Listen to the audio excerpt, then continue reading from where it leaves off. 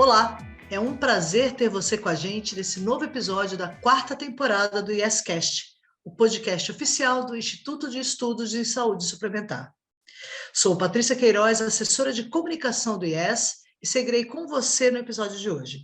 Peço que, por favor, compartilhe esse conteúdo. Siga o IES na sua plataforma de streaming preferida e, se estiver nos vendo pelo YouTube, deixe o seu like, se inscreva no nosso canal e ative o sininho.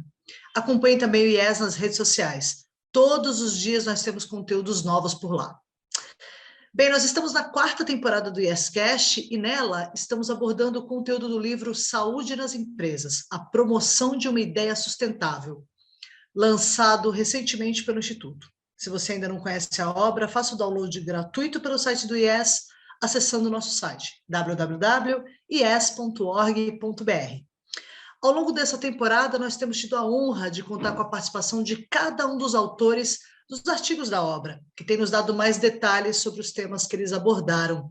Hoje conosco está a Ana Cláudia Pinto, autora do artigo cujo foco foi discutir a tecnologia como aliada da saúde populacional. Antes de mais nada, um currículo breve da Ana. Ela é médica endocrinologista, tem doutorado em medicina pela Escola Paulista de Medicina, MBA em administração pelo IBMEC São Paulo e Digital Strategy for Business pela Columbia Business School. Ana, muitíssimo obrigada por ter contribuído com o seu artigo para a nossa obra e agora por dedicar esse tempo ao nosso público. Oi, Patrícia, obrigada. É um grande prazer, eu quem agradeço o convite. É uma honra participar dessa iniciativa do IES, que presta serviços tão importantes no sistema de saúde suplementar. Ana, saúde digital. Como é que funciona essa dinâmica que você abordou no teu artigo e de que forma ela tem relação com iniciativas e estratégias de Environment, Social and Corporate Governance, o SAG? Bom, nas últimas décadas, a gente tem visto o desenvolvimento acelerado das TICs, né, das tecnologias de informação e comunicação. E essas TICs provocaram mudanças em praticamente todos os aspectos de produção humana, e isso não foi diferente na saúde, né? Só que o sistema de saúde atual, ele não entrega valor de uma forma igualitária. Essa diferença, ela se acentua mais ainda quando a gente olha para populações rurais, que são mais vulneráveis ou socioeconomicamente menos favorecidas, pessoas com problemas comportamentais, saúde mental, enfim, minorias raciais. Então, a gente percebe que essa distribuição está longe de ser igualitária. E também, como mais um elemento nesse cenário, desse conceito mais amplo de saúde, tem uma crescente percepção da importância e do valor dos múltiplos determinantes sociais e ecológicos de saúde, né, os determinantes sociais de saúde. Então, esse contexto, né, a tecnologia, essa falta de acesso e a percepção da importância que é o entorno para a saúde das pessoas, ela demanda cada vez mais que os cenários e as equipes de saúde levem em consideração todo esse contexto, além das doenças, né? Então, o local onde as pessoas vivem, incluindo o bairro, a casa, a comunidade, e isso obriga a gente a buscar novas formas de planos assistenciais de cuidado. Só que, para a gente viabilizar essa entrega, além das ações governamentais, porque muito se olha isso como papel das ações governamentais, não dá mais para a gente deixar de pensar no papel das empresas e as suas iniciativas ESG, como você falou, né? Em português, ambiente, social e governança, como uma parte atuante no desenho dessas novas estratégias e na entrega de um futuro de saúde melhor, mais igualitário e mais sustentável. As estratégias ESG, elas têm uma afinidade especial com a área de saúde. Originalmente é mais ligado ao S, mas também ligado à governança, quando a gente imagina que você pode beneficiar um número muito maior de pessoas com os mesmos recursos, né? E do E, para minimizar o impacto no ambiente e alavancar a saúde populacional.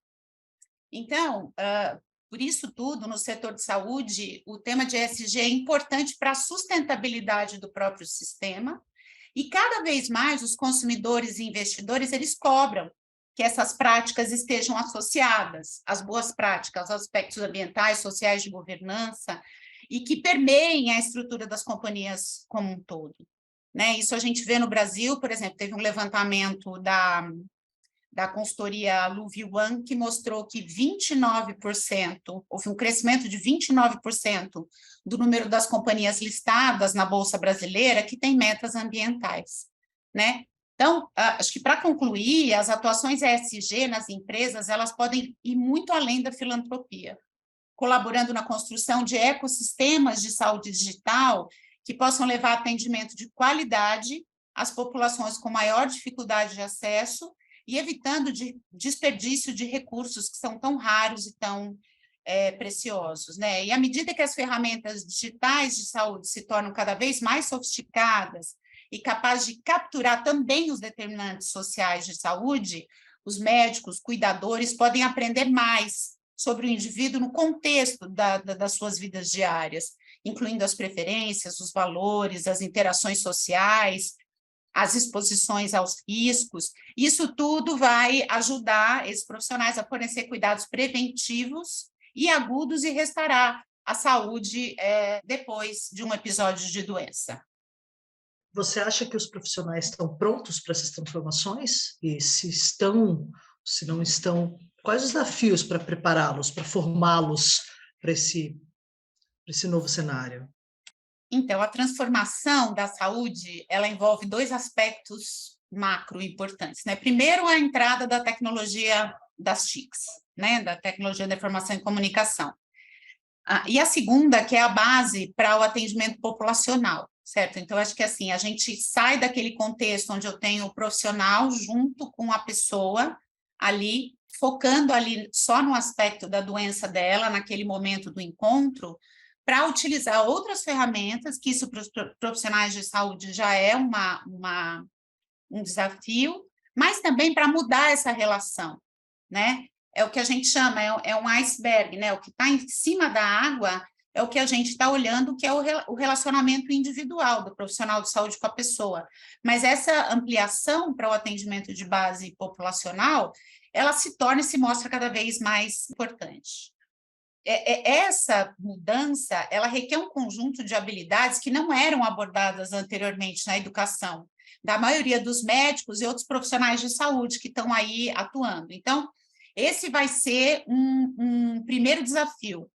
Isso exige uma mudança na forma como os profissionais veem os membros da equipe de saúde, né? Como essas equipes coordenam e se coordenam o atendimento nesse conceito mais amplo, como é que os pacientes são incluídos, as famílias, as redes sociais, como é que isso está interagindo com o ambiente onde as pessoas vivem, né?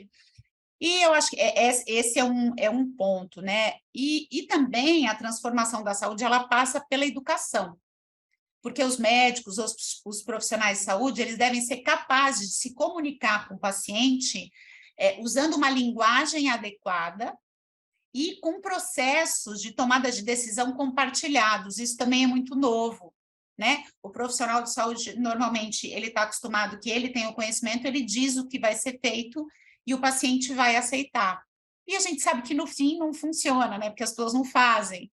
E, além do mais, a quantidade de informações, né, essa nuvem de conhecimento que está continuamente atualizada, pode contribuir cada vez mais para a descoberta de novas abordagens de sucesso. Então, isso, do ponto de vista educacional, é fundamental.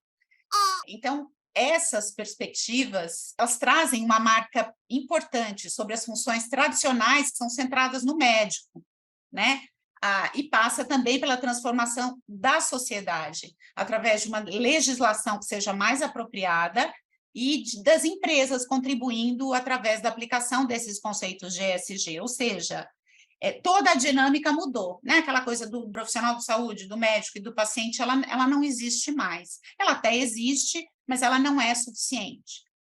Em termos de desafios, Patrícia, eles são muitos, né? Mas eu entendo que os benefícios também.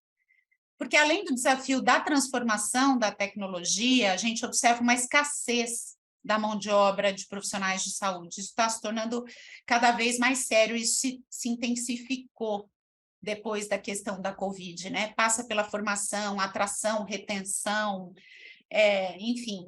Os profissionais de saúde, eles também estão repensando né? Se é isso mesmo que eles querem para a vida deles. Então, isso traz um outro aspecto bem importante da saúde digital. Por quê? Porque os casos mais simples, eles podem se beneficiar do apoio de uma triagem digital, por exemplo, ou dos dispositivos de autocuidado. Então, assim, para resumir, as tecnologias digitais podem, de uma certa forma, ajudar a suprir essa falta de mão de obra que a gente já percebe hoje e que, segundo a literatura, ela só tende a aumentar ao longo dos anos. Bom, se tem disposição para isso, eu sou otimista por natureza. Mas existem barreiras, sim, a serem transpostas, né? Mudar radicalmente é difícil demais para todas as pessoas, e é o que a gente está enfrentando, não só na saúde, mas em muitos outros aspectos do mundo atual. Existem interesses divergentes, entendeu? Mas eu entendo que a gente chegou num ponto, que já vim falando isso há tanto tempo, né? Que isso já é esperado há muitos anos, mas que a gente não tem outra opção. As políticas públicas de incentivo, elas podem contribuir, e a saúde, via de regra, também atrai pessoas que se preocupam umas com as outras. Então, assim, eu acho que existe uma disposição para mudar, mas é aquela história, se não é pelo amor, acaba sendo pela dor. Verdade. E o tanto que a gente viu na pandemia, né, com esse cenário, tanto que a gente viu de mudança nesse aspecto. Mas e o usuário? Qual é o papel dele nessa história toda? Ele está disposto a mudar também, a abraçar esse novo formato, esse novo modelo? O que te parece? Eu acho que é uma pergunta que parece que tem uma resposta óbvia, né? E todo mundo vem repetindo isso, o usuário tem que estar no centro da prestação do serviço. Isso é verdade, eu concordo totalmente, mas eu acho que são dois aspectos que a gente precisa separar, né? Por isso que eu acho que não é tão simples assim de se responder. Com certeza, a pessoa tem um papel central, né? Quem faz as ações são as pessoas. E essa mudança toda, né, da gente olhar, colocar o centro do usuário no foco, é porque cada uma das entidades, né, dos atores, ele olha para si próprio. Então, nesse cenário, isso é muito importante, sim, porque o que interessa é o conjunto dessas ações, e a tecnologia, mais uma vez, vem aí para ajudar nisso, né, a orquestrar todas essas ações. O usuário, ele tem que ser o centro do interesse, mas a gente precisa também preparar as pessoas, sabe, Patrícia, para assumirem essa responsabilidade. Então, você tem que ter condições básicas de vida, um tempo para a mudança cultural e do ambiente, para que elas possam executar o que, de certo modo, elas sabem que elas precisam fazer, mas, no fim, não acontece, né? Todo mundo, em linhas gerais, mesmo algumas pessoas não têm essa informação, mas quem tem e tem a condição, ela também não faz, né? Então, essas mudanças necessárias tem que ter o usuário no centro do cuidado, mas o motivo pelo qual muitas vezes isso não acontece, ele não é uma coisa simples da gente atingir, tá? Então, o foco do sistema tem que ser no usuário, mas não necessariamente o papel é só dele, tá? Sim, faz todo sentido. E de que forma que a gestão de saúde populacional pode melhorar a qualidade da assistência e apoiar o setor em um atendimento mais igualitário, contribuindo aí com a hierarquização do cuidado que foi tão bem mencionado por você no teu artigo, Ana? Então, Patrícia, a saúde digital, ela é inserida nos ecossistemas de saúde que são voltados principalmente para a gestão de saúde populacional, que foi o que a gente abordou, né, no capítulo. Ela tem o potencial de melhorar a qualidade de assistência e de forma mais igualitária à medida que ela contribui para a hierarquização do cuidado. Então, o que significa isso, né? Um primeiro nível dessa atenção envolve o autocuidado. Então, o suporte inicial ao paciente ele é focado no automonitoramento e pode oferecer, por exemplo, através de um smartphone, educação e orientação em questões mais simples de saúde, né? Que muitas vezes a pessoa pode buscar essa resposta sozinha no timing dela, né? Desde que a fonte seja confiável. a melhor forma, a gente sabe, de manter a saúde e evitar a doença é o autocuidado. Então, esse é um capítulo importante, onde a gente pode ter um papel da digitalização e aí a hierarquização do cuidado, né? Os ecossistemas digitais, eles têm um potencial de ser a espinha dorsal para a gestão de saúde populacional, porque ele facilita as interações dos pacientes com o sistema de saúde e tem o potencial de melhorar os desfechos que a gente busca tanto, né?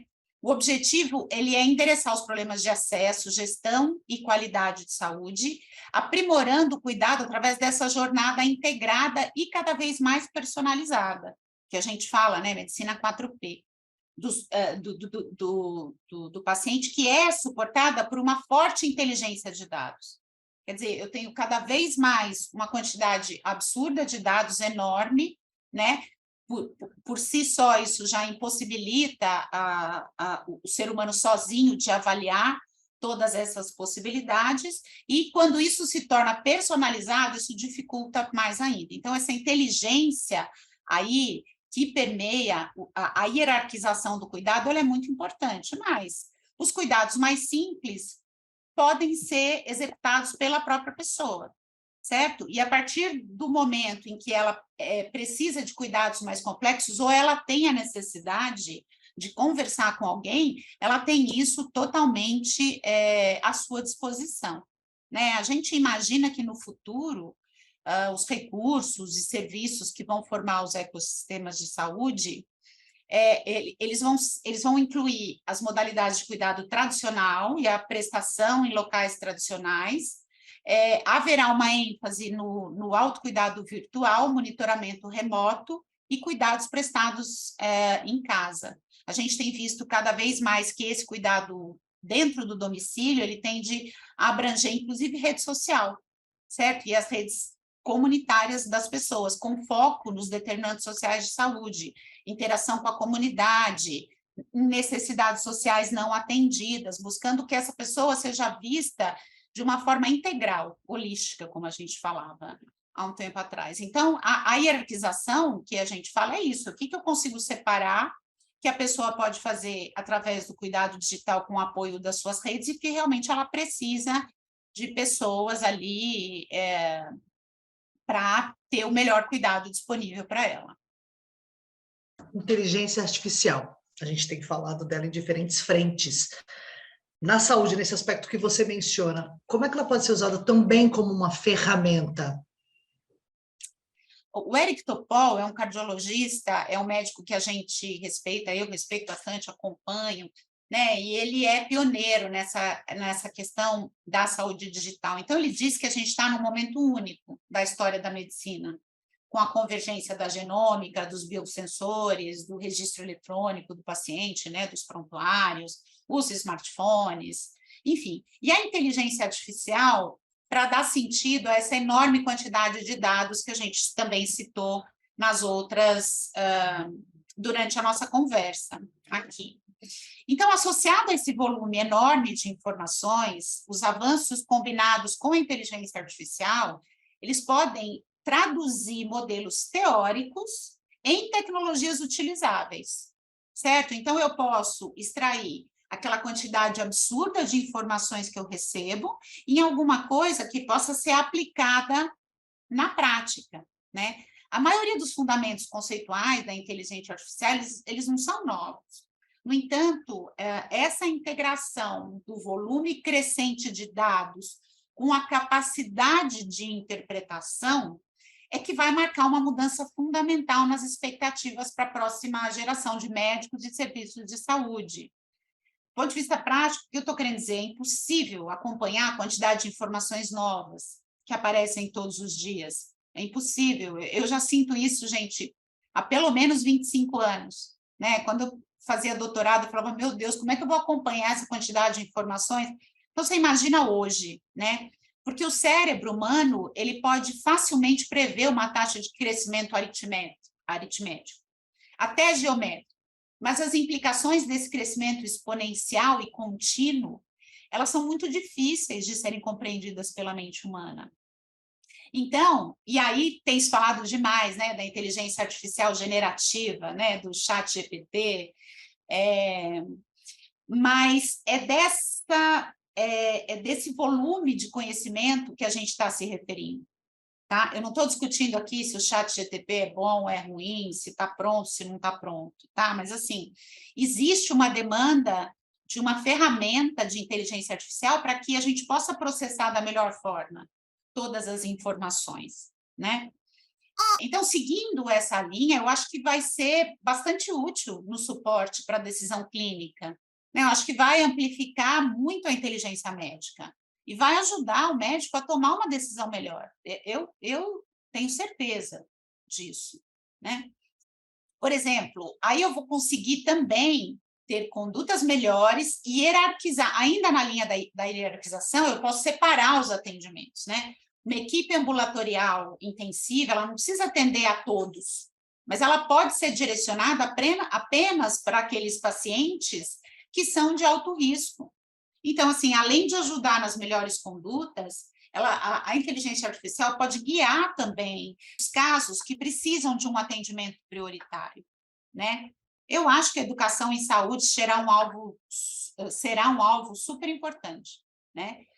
E mais próximo de se tornar realidade. E aí, como a gente citou, né, o ChatGPT, que ele é tão comentado nesse momento, o que eu acho que ele já traz é um formato onde a linguagem se tornou articulada. Tá? Eu acho que se a gente fosse discutir isso, é um outro capítulo, mas eu acho que é um começo, principalmente para a questão da educação do paciente, se a fonte for adequada. Tá? Muito bom, Ana. Muito bom. Você me deu até uma ideia de uma outra história. Mas voltando aqui, no seu artigo, Ana, você menciona o conceito de cuidado híbrido como ponto-chave de conexão entre cuidado digital e a equipe de saúde. Isso manteria o paciente no centro do cuidado e atuando como extensão do atendimento físico propriamente dito. Como se coloca isso em prática efetivamente? Eu acho que isso, de novo, também passa pelo design, sabe? Talvez os profissionais de saúde não sejam muito afeitos a essa questão do design, né? Falando o que é isso, né?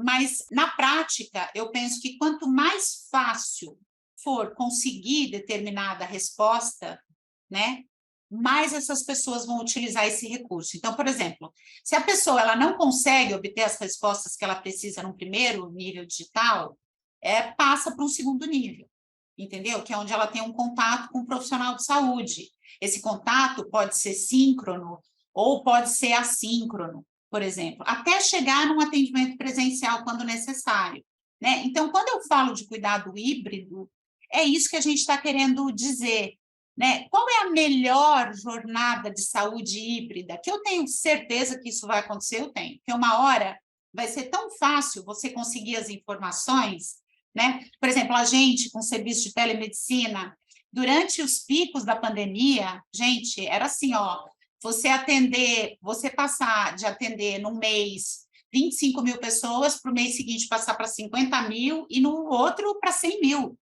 Então, literalmente, as pessoas estavam a um clique do médico, certo? Então, isso é uma facilidade, ou seja, quanto mais fácil isso for e quanto melhor a resposta que essa pessoa obtiver no primeiro nível, menos ela vai passar para o segundo nível, né?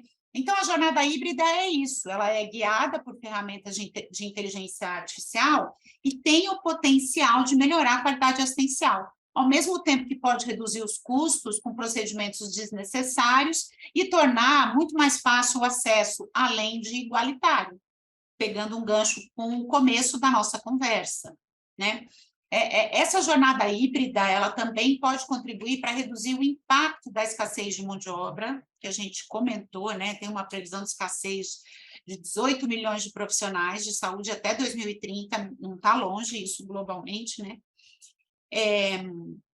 E quando a gente olha para os dados da OMS, as pessoas que vão ficar desassistidas são justamente as pessoas que não têm acesso a serviços essenciais de saúde, né? Então, tem uma necessidade urgente da gente encontrar estratégias inovadoras. Por isso que essa jornada híbrida, ela não precisa ser perfeita, né? Ela não precisa estar totalmente recheada de inteligência artificial, já existem muitas formas que a gente consegue colocar, mas eu tenho certeza que essa junção de fatores com a inteligência artificial é uma necessidade urgente, e que vai ajudar a gente a encontrar estratégias inovadoras, né, que vão além dessas respostas convencionais que a gente tem hoje dentro do sistema de saúde, tá? Então, dentro desse contexto, as ferramentas digitais, cuidado híbrido e a aplicação do conceito de ecossistemas digitais, eu acredito que podem fazer muita diferença no contexto da saúde.